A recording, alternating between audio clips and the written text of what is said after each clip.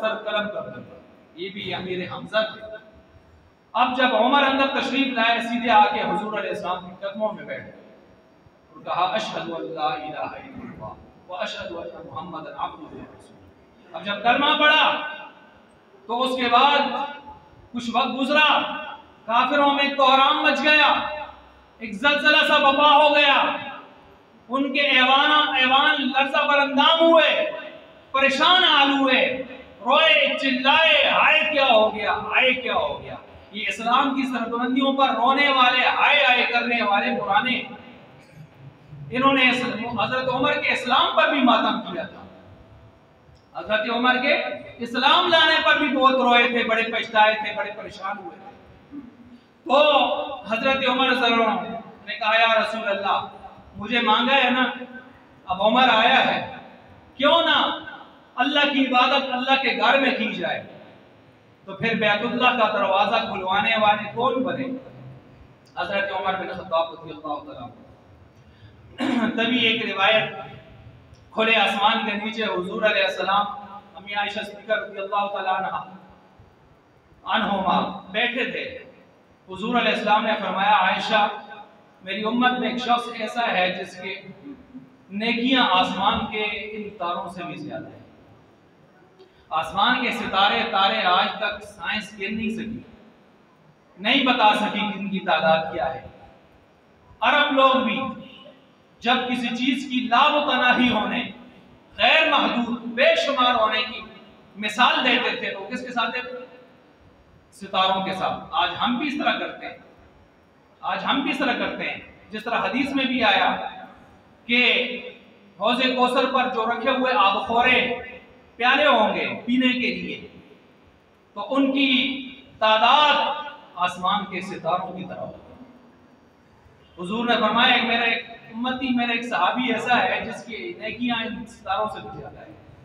आयशा की सोचने लगी, मेरे वालिद अबू बकर का कहा जा रहा होगा, तो कहा अबू बकर, फरमाया उनकी बात तो छोड़िए, वो है, मैं उमर की बात कर रहा हूँ। उमर की नेकियां आसमान के तारों से भी ज्यादा है। और इसको खोला एक अजीम शख्सियत ने, उलमा ने इस उक्दे को खोला और फरमाने लगे, क्यों ना हो, आसमान के सितारे हैं क्या चीज तादाद में, उमर की नेकियों को मिसाल के तौर पर सामने रखते हुए, क्यों? उमर वो शख्स हैं जिन्होंने थोड़े से जमाने में इतनी नेकियां खुद भी कमाई कि आसमान के सितारे उसके सामने तादाद में शामिल हैं। एक दूसरा, हुजूर अलैहिस्सलाम की मजलिस में एक घड़ी जिसने ईमान के साथ गुजारी हो, कोई अमल किया हो ना किया हो, उसके मुकाबले में आसमान के सितारों की कोई हैसियत नहीं है वहां पर। और एक जवाब इसका ये भी है कि हजरत उमर ने बैतुल्लाह का दरवाजा खुलवाया था, और बैतुल्लाह का जो दरवाजा उन्होंने खुलवाया, और बैतुल्लाह में एक नमाज, एक सुभान अल्लाह, एक अल्हम्दुलिल्लाह, एक अल्लाहु अकबर, कोई भी आप इबादत का काम करते हैं, ज़रबे ऊपर जाएं 1 लाख का सवाब आप पाते हैं। तो अब बताएं, जो नेकी करे, एक सुभान अल्लाह कहे, 1 लाख का सवाब पाए, और बैतुल्लाह में हर वक्त हजारों लाखों की तादाद में लोग नजर आए, कयामत की सुबह तक ये सिलसिला चलता रहे, तो अब बताएं, जब ये नेकियां उस करने वाले को मिलेंगी, तो ये बैतुल्लाह का दरवाजा इस उम्मत के लिए खुलवाने वाला कौन है? उसको क्यों नहीं मिलेंगी? क्योंकि जो आदमी जिस नेकी का जरिया उम्मत को मुहैया करता है, तो अस्सबबु कल फाइल अल आमिरु कल फाइल, ये 2 कायदे हैं कि हुक्म जिसने दिया, किसी को किसी अच्छे काम पे लाया, ये अच्छा काम जब तक चलता रहेगा, करने वाले करते रहेंगे, इस कहने की वजह से इसके नामे अमाल में क़यामत तक बैलेंस जाता रहेगा। अल-आमिरु कल फाइल, कुरान कहता है फिरौन तुम्हारे बच्चों को ज़बह करता था, उसने किस पर छुरा चलाया था? उसने हुक्म दिया था छुरा चलाने का, चलाने वालों ने चलाया था, लेकिन कुरान ने कहा फिरौन ने छुरे चलाए। हुक्म देने वाला काम करने वाले की तरह होता है, काम करने वाले की तरह होता है।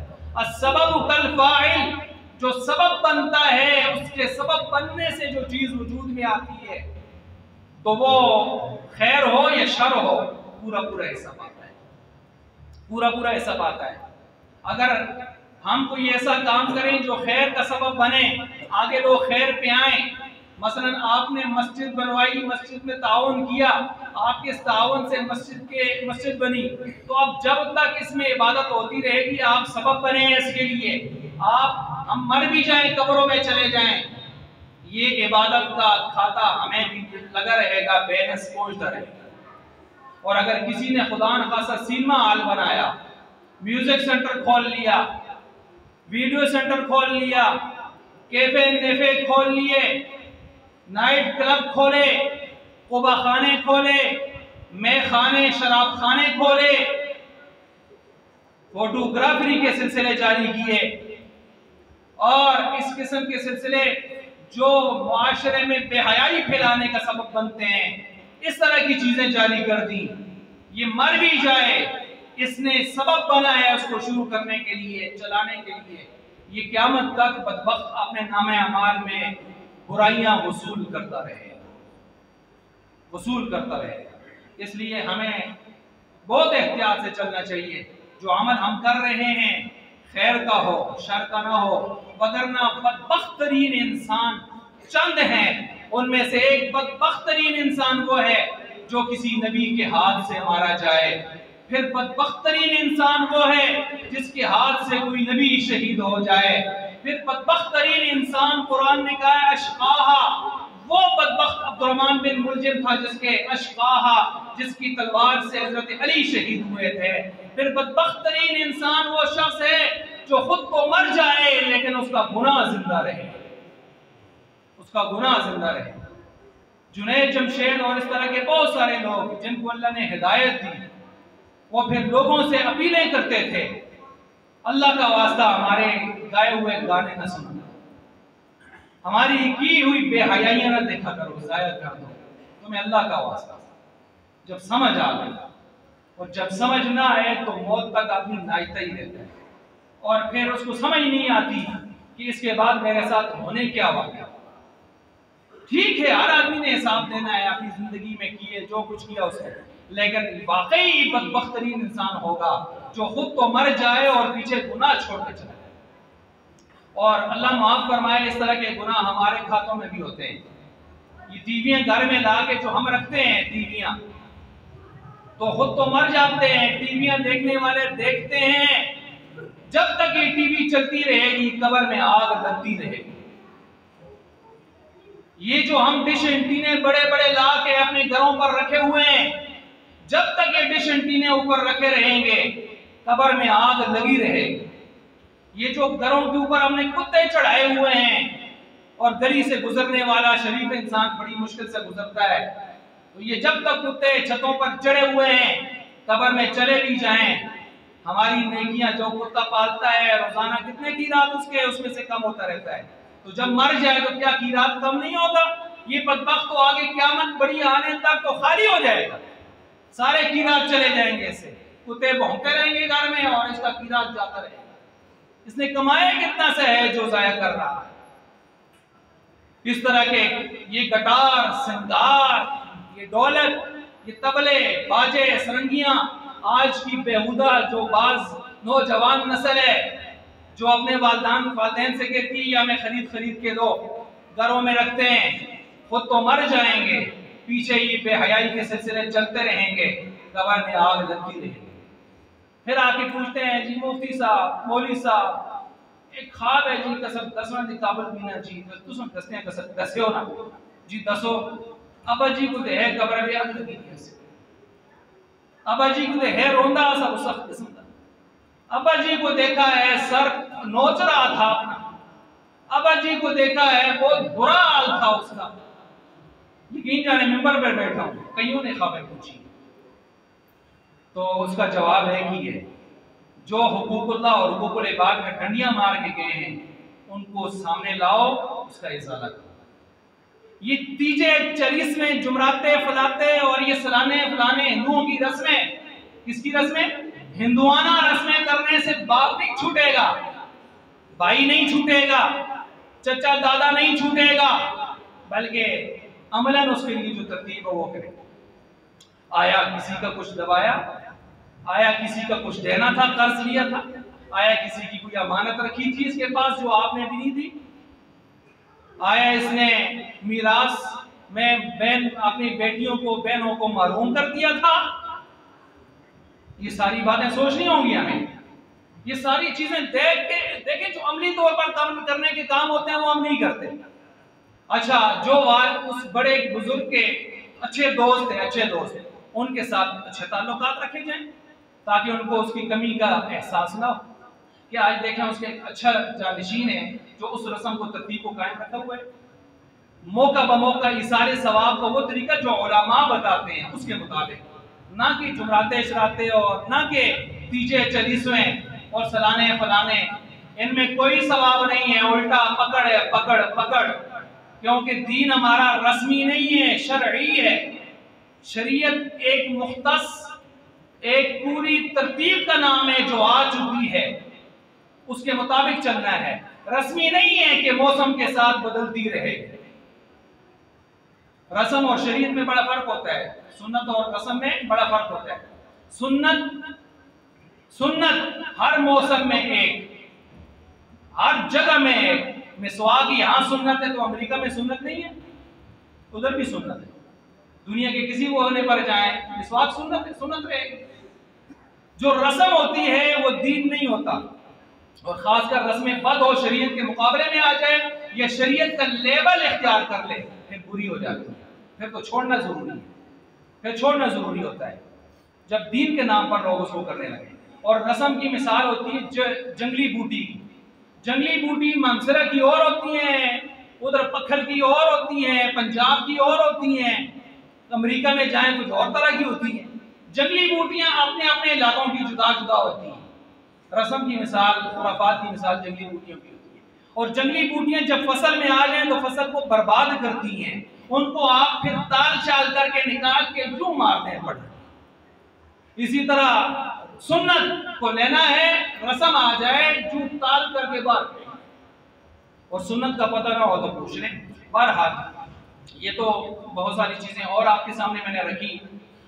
इसमें एक मसला ये है कि चूंकि मुहर्रम उल हराम का महीना शुरू हो चुका है, आज 2 मुहर्रम है, एक सवाल आमतौर पर पेश किया जाता है, मैंने उस पर क्लिप भी बनाया है कि मुहर्रम में शादियां नहीं होनी चाहिए। ये हर मुहर्रम में ये सवाल आता है बार बार। तो मुहर्रम में शादी नहीं होनी चाहिए, क्यों नहीं होनी चाहिए? 2 नजरिए, या तो जायज नहीं है बास कहते हैं, और बास कहते हैं जी कामयाब नहीं होती, कामयाब नहीं होती। अच्छा, तो ये बिल्कुल प्रोपेगेंडा है, फजूल बात है, बल्कि बकवास है। मुहर्रम में दीगर महीनों की तरह बिल्कुल शादी जायज है, और बिल्कुल अल्लाह ने चाहा तो इंशाअल्लाह शरीयत के मुताबिक की बुनियादें अच्छी हुई, सुन्नत के मुताबिक ही तो कामयाब भी हो जाएगी। और अगर कुछ और सिलसिले शुरू किए तो फिर कोई पता नहीं है क्या होता है। अब ये जो मैंने कहा जायज है, इसके दलाइल बहुत सारे हैं। एक दलील दे रहा हूँ, हजरत आपने सामने फरमाया निकाह में सुन्नती, निकाह मेरी सुन्नत है, इबादत है। और इबादत के लिए अल्लाह ने बाज़ इबादत ऐसी हैं जिनके लिए वक्त रखा है, बाज़ों के लिए वक्त खास नहीं किया। अब देखें, बाज़ इबादत ऐसी हैं जो पंज गाना है, 5 वक्त की नमाजें टाइम पर पढ़ेंगे आप। बाज़ ऐसी हैं जो हफ्तावार है, वीकली हैं, जुम्मा। बाज़ ऐसी हैं जो सालाना है, मसलन ज़कात, मसलन ये रोजे, ईदैन। बाज़ ऐसी हैं जो पूरी जिंदगी में एक बार है, हाजर। तो ये इबादत की तरतीब अल्लाह ने रखी है। लेकिन बाज़ अक्सर इबादत ऐसी हैं जिनके लिए वक्त नहीं रखा अल्लाह ने, खासकर नफली जिस वक्त आप करें, नफली के लिए भी बाज़ वक्त है, मसलन इशराक नफल है, अव्वाबीन नफल है, तहज्जुद नफल है। लेकिन उमूमी तौर पर नफलों के लिए वक्त मुकर्रर खास जब नहीं है तो आप अपनी तरफ से वक्त खास करके बाज़ को मना करें, बाज़ को जायज रखें, इसको कहा जाता है बिदअत। ये मैंने उसूली बात आपके सामने रखी। अब जाहिर बात है, निकाह को सुन्नत करार दे के कुरान और सुन्नत में इसकी तरगीबात और हुक्म आए हैं। पूरे कुरान और ज़ख़ीरा हदीस में एक सिंगल लफ्ज भी नहीं मिलता कि जिसमें मुहर्रम का जिक्र करके कहा हो कि इसमें शादी नहीं करनी चाहिए, बल्कि शादी के वाक़यात मिलते हैं। मसलन हज़रत खदीजा रज़ियल्लाहु तआला अन्हा के साथ आप अलैहिस्सलाम का निकाह कब हुआ? मुहर्रम आशूरा 10 मुहर्रमुल हराम। कामयाब हुआ कि नहीं हुआ? ऐसा कामयाब हुआ, माशाअल्लाह। कैसा कामयाब हुआ? अल्लाह ने 4 बेटियां दी उनसे, 2 बेटे दिए उनसे, और सबसे ज्यादा मोहब्बत अम्मी आयशा सिद्दीक़ा से भी ज्यादा मोहब्बत। अम्मी आयशा फरमाती हैं किसी सोकन के जिक्र से मुझे गुस्सा नहीं आता था, लेकिन खदीजा के जिक्र में हुजूर इतने आगे चले जाते थे, इतने जज्बात में आ जाते थे कि मुझे कभी गुस्सा आ जाता। अच्छा, इसी तरह बेटी उम्मी कुलसूम, उनके निकाह के बारे में भी कई रिवायात हैं। एक रिवायत उनमें से है मुहर्रम सन 3 हिजरी। इसी तरह फातिमा ज़हरा रज़ियल्लाहु तआला अन्हा, उनके बारे में भी जो रिवायत है वो भी मुहर्रम सन 2 हिजरी की आ रही है। 2 बेटियों का जिक्र भी मुहर्रम का जिक्र आ रहा है। अच्छा, हजरत हुसैन रज़ियल्लाहु अन्हु के भतीजे कासिम, जो बड़े भाई हसन रज़ियल्लाहु तआला अन्हु के बेटे कासिम बिन हसन रज़ियल्लाहु तआला, तो ये कासिम की शादी खैमों में करबला में, एक रिवायत में 7 मुहर्रम और एक में एक इनकी किताब है मुल्ला काशफी रौज़तुश शुहदा सफ़ा नंबर 401, उनकी है। उसमें लिखा है 10 मुहर्रमुल हराम को निकाह हुआ। चलो, उधर खून इधर निकाह, क्योंकि भाई ने वसीयत की थी, जाते हुए वसीयत पूरी कर रहे हैं। इन्हीं की किताबों में लिखा है। अपनी तरफ से छोड़ देते हैं, ना अपनी पढ़ते हैं, ना अकल को हाथ मारते हैं। फिर छठी दलील ये है कि कहीं भी मुमानात नहीं, मुमानात दिखाइए। जवाज के दलाइल तो हम दे रहे हैं, आप मुमानात दिखाइए। अच्छा, इसी तरह कहते हैं इसमें शहादतें हुई हैं, तो शहादत अच्छी चीज है या बुरी चीज है? पहले ये बता दें। शहादत मतलूब मकसूद मोमिन, न माल गनीमत न किश्वर कुशाई। मोमिन को तो चाहिए शहादत, जिसको मेरे नबी फरमाते हैं, जिसके बारे में कि बार बार फरमाते हैं, 3 बार फरमाया कि अल्लाह मुझे शहादत शहादत शहादत, यानी 3 बार आप अलैहिस्सलाम ने शहादत मांगी है। रिवायत मौजूद है उस बारे में। हजरत उमर ने शहादत मांगी, सहाबा इकराम शहादत की मौत की जो है दुआ किया करते थे। तो शहादत तो एक अमर सआदत है, एक मुबारक और मसऊद अमर है, ना कि माज़अल्लाह कोई मनहूस कि इसकी वजह से आप शादी रोक दें। एक बात। दूसरी बात यह है कि अगर शहादत ही है तो शहादत में आदमी क्या होता है? फौत होता है। तो फौत होने पर क्या है? शादी ना करें, शौक करें। तो शौक को इस्लाम में 3 दिनों से ज्यादा आराम है। 3 दिन गुजर जाएं, शौक आराम हो जाता है, शौक आराम हो जाता है, शौक मना हो जाता है। आप ताज़ियत के 3 दिनों के अंदर जाके करें। दूर दराज का कोई बात नहीं आया तो आया, लेकिन 3 दिनों के बाद आप शामियाने लगाना शुरू कर दें, 3 दिनों के बाद आप जो है रोना शुरू कर दें और गले मिल कर, या ईद आए तो ईद में जो है वो रोना शुरू कर दें। ये सारी खुराफात हैं, इस्लाम से इनका कोई ताल्लुक नहीं, नाजायज़ है। आपने इस्लाम ने फरमाया जिसका अल्लाह और आखिरत पर ईमान है उसको चाहिए कि 3 दिनों के बाद अपना शौक खत्म कर दे। उम्मे हबीबा रज़ियल्लाहु तआला अन्हा हुजूर की ज़ौजे मुतहरा, सही बुखारी में मौजूद है, जब उनके वालिद अबू सुफियान फौत हुए, 3रा दिन था, खत्म होने लगा, खुशबू मंगवाई और इस्तेमाल करके कहने लगी मुझे कोई शौक नहीं है खुशबू का, बताना चाहती हूँ कि मेरा शौक खत्म हो गया, क्योंकि हुजूर ने ये फरमाया जो अभी मैंने रिवायत की। और इधर हर साल मुंह लटकाया होता है, हर साल बूटी चाहिए दी, आ गया मुहर्रम, क्यों गया आ गया मुहर्रम?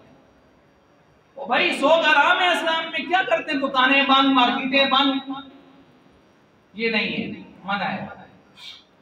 सिर्फ औरत के लिए जिसका खाविन फौत हो जाए उम्मीद से न हो तो फिर उसके लिए 4 महीने 10 दिन शौक वाजिब होता है। बाकियों के लिए तो जायज है। दूसरे दिन बेटा जाके दुकान खोले, उसी दिन खोले, कोई आप मलामत नहीं कर सकते। शौक जायज है, खत्म करना चाहे खत्म कर सकते हैं, दूसरे दिन भी खत्म कर, पहले दिन भी खत्म कर सकते हैं। इसी तरह जो है शहादत, अगर शहादत ही को लेकर आप कहते हैं कि निकाह नहीं होना चाहिए, बताइए हजरत हुसैन का दर्जा ज्यादा है या हजरत हसन का दर्जा ज्यादा है? हजरत हसन की शहादत वाले महीने में तो दबो दब लाए तो उन्हें निकाह शादी। हजरत अली का दर्जा ज्यादा है बाप का या बेटे का ज्यादा है? हजरत अली की शहादत तो 21 रमजान में हुई है, तो रमजान में कितना वो दब शादी चलती रही है कदे कदे। बताइए, हुजूर अलैहिस्सलाम शहादत खफी पाकर दुनिया से गए। शहादत खफी, आयशा को जो जहर खिलाया गया था उसका असर महसूस कर रहा हूँ, रगे मेरी कट रही हैं, तो शहादत खफी पाई रबीउल अव्वल में, 9 या 8 रबीउल अव्वल को जो भी हुआ। तो बताइए आप, रबीउल अव्वल में दबोदब शादियां क्यों होती? वहां हम भूल जाता है। और फिर अगर आप तलाश करें तारीख इस्लामी में, शायद कि कोई दिन आपको शहीदों से खाली मिले। ये फजूल सी बातें हैं, इसलिए इनकी तरफ तवज्जो नहीं देनी चाहिए। और इसके साथ ये भी याद रखें कि कुरान करीम हमें इस बात की दावत देता है, आपकी बात कर रहा हूँ, कि जब कोई रस्म इस्लाम के नाम पर मशहूर हो जाए उसको ख़त्म करना उलमा की, नेक लोगों की जिम्मेदारी भी होती है। मसलन आप इस्लाम ज़ैद बिन मोहम्मद कहा गया था, ज़ैद को ज़ैद बिन मोहम्मद कहते थे, आप इस्लाम का बेटा मशहूर हुआ। और फिर जब उनकी शादी खत्म हो गई, ज़ैनब को तलाक हो गई रज़ी अल्लाह तआला अन्हा, तो अल्लाह ताला ने फरमाया कि ज़व्वजनाका लिकई ला यकूना अल मुमिनीना हरजुन, हमने आपके साथ निकाह कर दिया, अपनी बीवी बना लें। तो हुजूर अलैहिस्सलाम अंदर से सोचने लगे, लोग तो मुंह बोले बेटे को सगे बेटे की तरह शामिल शुमार करके उसकी बीवी को सगी बहू की तरह शुमार करते हैं, तो कहीं लोग क्या कहेंगे? तो अल्लाह ने फरमाया तख्शन्नास, लोगों से डरते हैं, वल्लाहु हक़्क़ु अन तख्शा, अल्लाह से डरिए, अल्लाह से डरिए और आप अपनी बीवी बनाइए। पता चला मुआशरे में जो रस्म इस्लाम के नाम पर मशहूर हो जाए उसको तोड़ना अहले इल्म की जिम्मेदारी होती है, सिर्फ जुबान से नहीं अमलन भी। इसलिए मुहर्रम में अमलन निकाह किए जावे, मना नहीं है, जायज है। जब और उस तरफ से जब हराम और नाजायज कहा जा रहा है तो उसका तोड़ अमल के साथ भी पेश किया जाए। वाह।